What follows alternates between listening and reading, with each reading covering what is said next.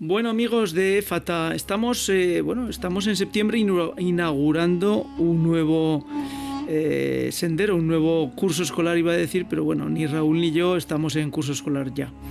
Y estamos felices, estamos contentos porque pues este divertimento evangélico, o evangelizador, mejor dicho, pues a los primeros que nos evangeliza, tenemos que reconocerlo, es a nosotros mismos. ¿Qué tal, Raúl? ¿Qué tal estás? Hola Eliseo, muy bien, muy contento también. Bueno, pues comentando con Raúl qué tema podíamos tener como primera estrella de esta temporada que abre en septiembre, hablamos de la soledad. Y bueno, pues hablábamos de la soledad porque tras el periodo de confinamiento, aunque muchas personas tuvieron que vivir en soledad y además morir en soledad, pues la soledad es un hecho palpable dentro de esta sociedad que nos rodea, en la medida que pues hay muchísimas personas que no viven acompañadas y que están condenadas a vivir solas.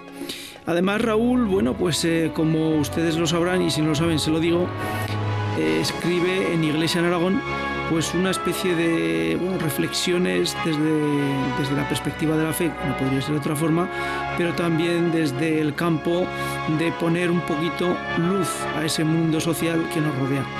Y escribe pues artículos de vez en cuando, cada 2-3 semanas, lo pueden leer en iglesiaenaragón.com, y uno de esos artículos pues fue sobre la soledad. Y bueno, pues Raúl, ¿qué nos puedes empezar a contar de la soledad desde tu punto de vista? Bueno, pues lo has dicho muy bien. Yo creo que el COVID ha desvelado algo que todos en el fondo sabíamos, que hay mucha gente sola. Yo, por ejemplo, he tenido una experiencia con una tía mía, pues que ha sido terrible. O sea, yo hablaba con ella y yo notaba que se estaba como volviendo loca. Tenía ansiedad, La soledad es terrible. La soledad es peor que un cáncer. O sea, es algo dramático, y especialmente a quién asola, pues asola a la gente mayor. Lo que pasa es que yo, en este artículo al que tú te refieres, he intentado abarcar mucho más que eso, ¿no? Porque eso es algo como muy, muy sabido, que los mayores están solos. De hecho, algunos países han creado el ministerio, ¿cómo lo han llamado? El ministerio de, no sé cómo lo llaman, de la soledad o algo así. La Consejería Sí, de en el Reino Unido, creo que Social es. y el Justicia de Aragón en este junio Sí, firmaron un cierto. convenio para intentar ayudar y paliar en lo que se pudiera desde las instituciones a aquellas personas que vivían en soledad, ¿no? Sí, lo que pasa es que, claro, lo que decía es que yo en esta reflexión escrita que tengo, llegué a la conclusión de que esto es algo sabido, que es algo que todo el mundo está de acuerdo, que es un mal, y hasta los poderes públicos parece que quieren intervenir porque lo consideran un mal. Sin embargo, yo creo que la soledad no es territorio exclusivo de los mayores, de los ancianos, sino que la soledad es algo que se empieza a inocular a nuestros niños desde pequeños, y que la soledad acompaña al hombre, al hombre de esta generación, hasta la ancianidad. Bueno, yo les tengo que decir que lo que está diciendo Raúl, yo he leído su artículo y está claro que esto es lo que no pudo escribir porque le debieron cercenar la paginación, porque tan claramente lo que está diciendo no lo dice. Pero bueno, vamos a escuchar su reflexión, que me parece muy interesante. No lo dije con esas palabras porque no soy el mismo que cuando lo escribí hace pocos días. Quiero decir que, bueno, esto es algo que me ha venido ahora a la mente, y que en el fondo era lo que intentaba recoger. A ver, me interesa ese apunte que has dado, Sí, de que los niños los llevamos a la soledad sí, desde sí. pequeñitos. Para empezar, porque tal y como está concebida la familia, tener un hijo más, se enfoca como algo negativo. Uh-huh. Para empezar, se aprecia por el mundo, por la sociedad, por los poderes públicos, se aprecia tener un hijo único, por ejemplo, o tener como mucho dos, pero se considera algo, no sé, no apropiado tener muchos hijos. De hecho, no está construido ni el tipo de construcciones, las casas, me refiero a los pisos, no están preparadas para una familia con más de 2 hijos. O sea, los pisos son de 3 habitaciones como mucho. O sea, una para el matrimonio o para la pareja, no todo el mundo se casa, otra para un niño y otra para los invitados, o como mucho para aquellos valientes que hayan tenido un segundo hijo. Por tanto, ya desde pequeños, el hijo nace solo. O sea, estamos llenos de hijos solos, ¿no? Solos en el sentido que son únicos. Y por tanto, ¿qué hacen? Pues desde muy pequeños se acostumbran, tienen hábitos, rutinas de soledad. Por ejemplo, pues jugar a la consola ellos con ellos mismos o con otro amigo virtual con el que juegan. Por ejemplo, este es un ejemplo, ¿no? Pero, o estar con los Warhammer los Warhammer, como se llamen, porque también son juegos propios del que está solo. Sin embargo, no juegos de que interacciones con tus hermanos, juegos a los que estéis escuchando, y tú mismo, Eliseo y yo, pues a qué jugabas, al Monopoly, a juegos de mesa, o a perseguirte o a pegarte, a la guerra, a lo que fuera, ¿no? Sí. No digamos a la pelota y demás, pero la pelota que vamos a jugar contigo sobre mismo. todo jugar a la guerra, con flechas. A mí me encantaba jugar a la guerra. Bueno, pues yo siempre cuento una anécdota que es cierta, se lo cuento a mis hijas, y claro, me miran porque no saben si les estoy mintiendo o si es verdad. Y es que llegábamos a hacer flechas con clavos que poníamos en las puntas y nos disparábamos con aquellos artefactos como si de indios se tratara. Y de hecho a mí me clavaron una flecha con un clavo en una pierna, o sea que y no me puse ninguna inyección antitetánica, o sea que viví porque Dios quería, está claro.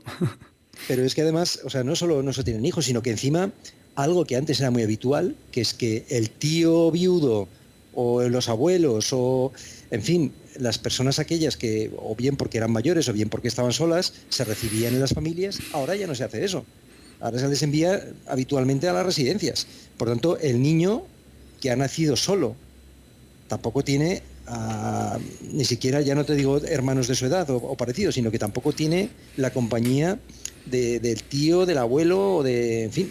O sea, que las casas al final, uno pasa mucho tiempo en la familia. Y al final, pues, hay un aprendizaje hacia la soledad desde muy pequeño. A eso me refería yo cuando digo que desde pequeños. En el artículo también citas, incluso, yo creo que ha habido un par de películas que han plasmado esta situación casi macabra.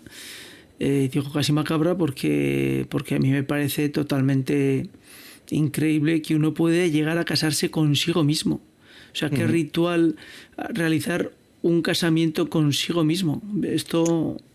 y lo citas en el artículo, donde citas la película, una de las películas que hay, que es La boda de Rosa, que yo evidentemente no he visto, porque me parece ya denigrante pensar que estoy viendo una película donde una persona se casa consigo mismo. No sé, no lo entiendo. Bueno, es continuación de lo que estábamos hablando. O sea, la sologamia, o sea, que es casarte contigo mismo, es continuación de un aprendizaje que se ha podido llevar desde pequeño. Es decir, al final, ¿qué creas? Una persona pues que le cueste, una persona que ha sido educada ella en soledad, pues una persona que no tiene resistencia a la frustración, incapaz de compartir, incapaz de negarse a sí mismo.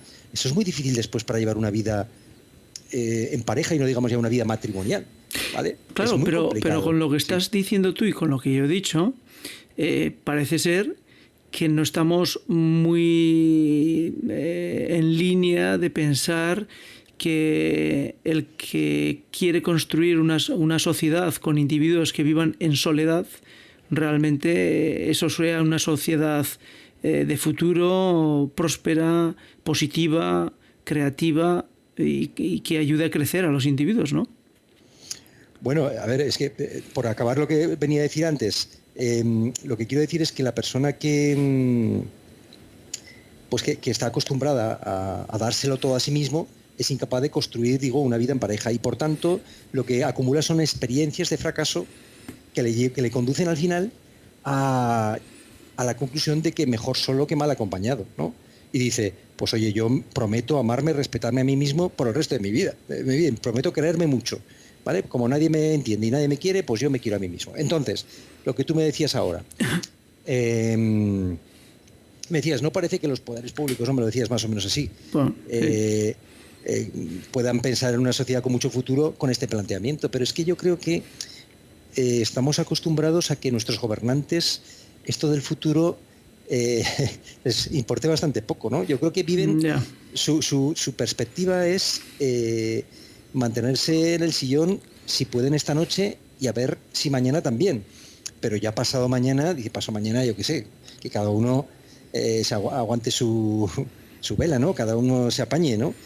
Yo creo que una perspectiva de este tipo sería una perspectiva que piense en el hombre, ¿no? Una antropología.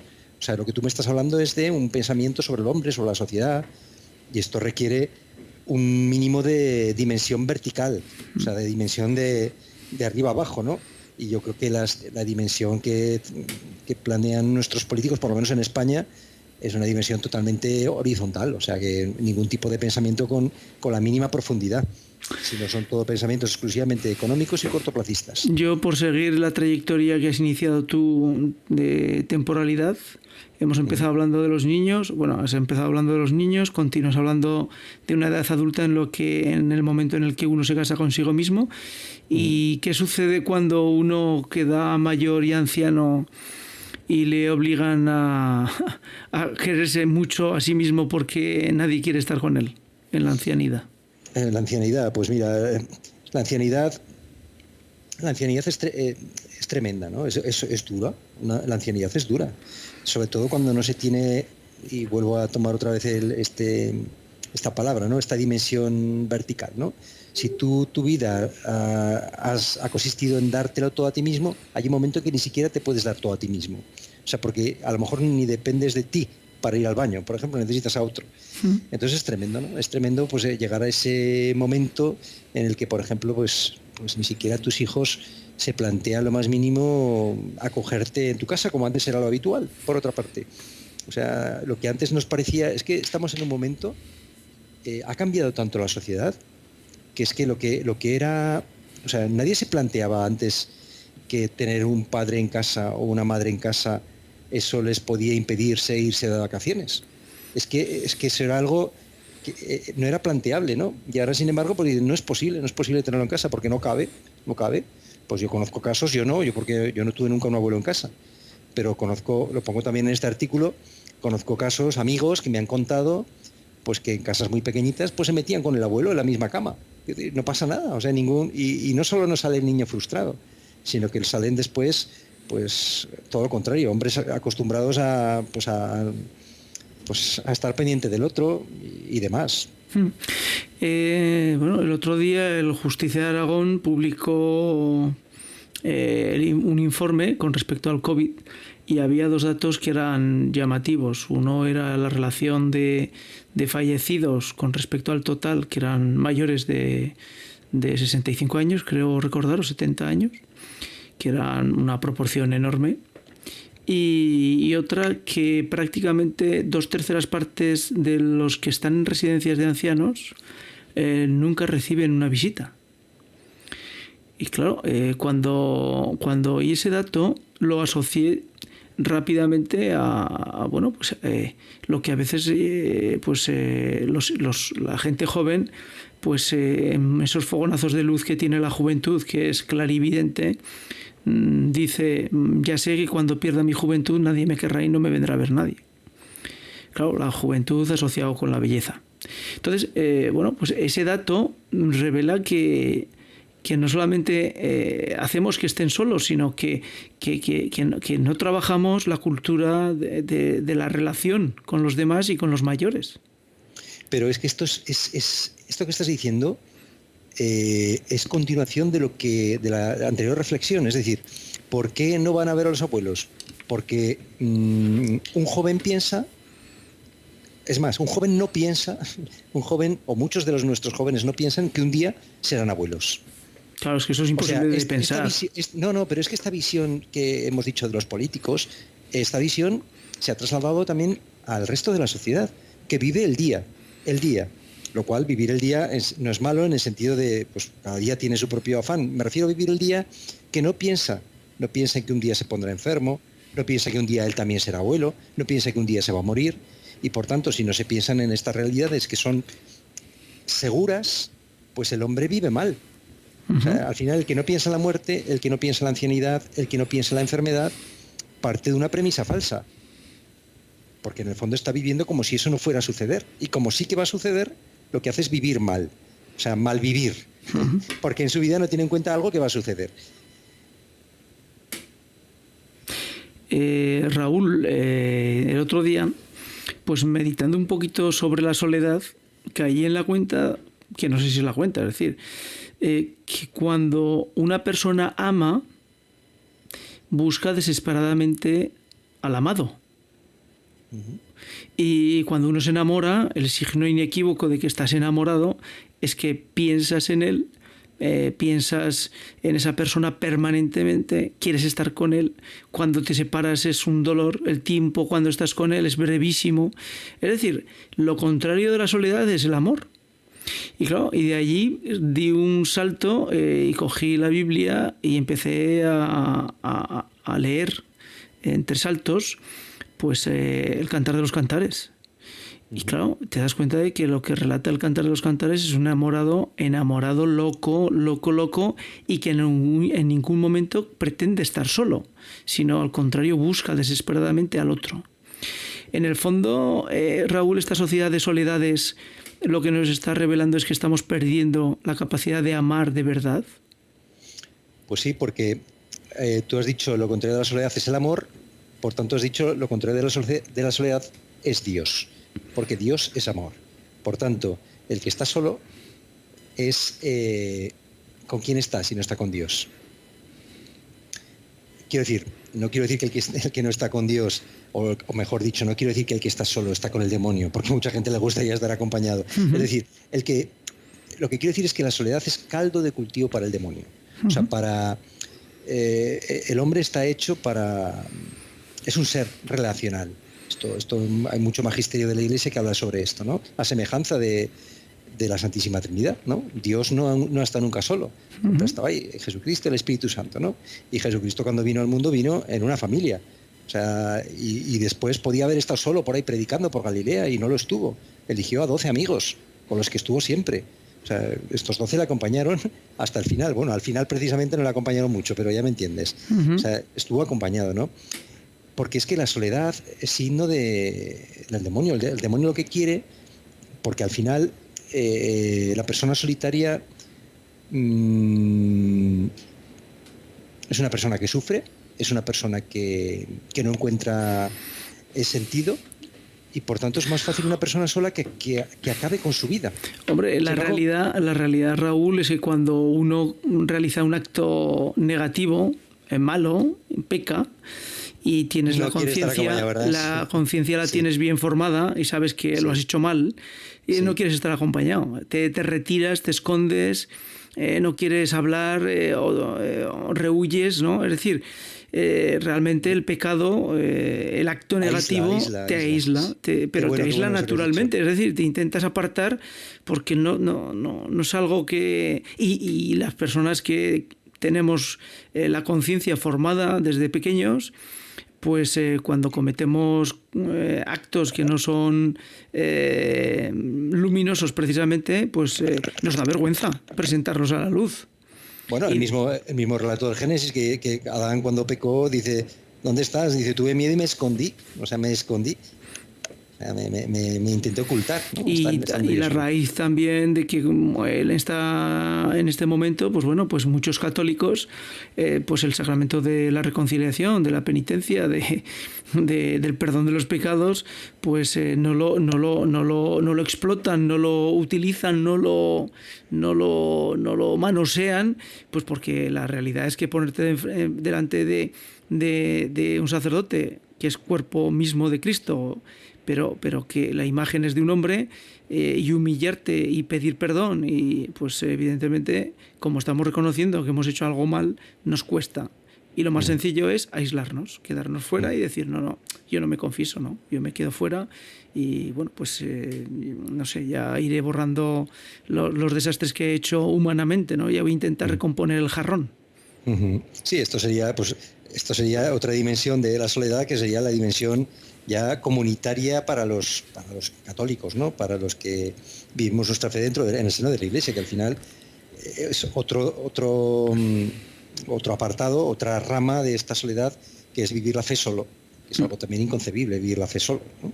Pero es otra consecuencia también de los tiempos que estamos viviendo. Sí, el ser cristiano solo, ¿no? Que es una de las cosas que cuando vives en una sociedad protestante más te llama la atención. Es decir, cuando has crecido en una sociedad católica y en un entorno católico, pues mal que bien las parroquias transmiten en que la fe se vive en comunidad, ¿no? Dentro de la iglesia.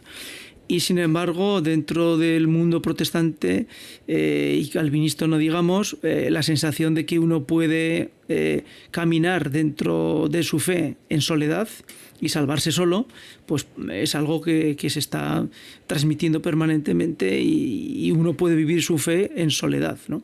Bueno, y por cerrar, porque los minutos escapan rápidos, ¿qué podemos hacer para hacer que en nuestro entorno, en nuestro pequeño entorno, esa soledad vaya mitigándose, vaya limitándose y que nosotros como católicos podamos aportar un poquito de algún grano para este gran muro que es la soledad? Bueno, ¿qué podemos hacer? Es complicado, ¿no?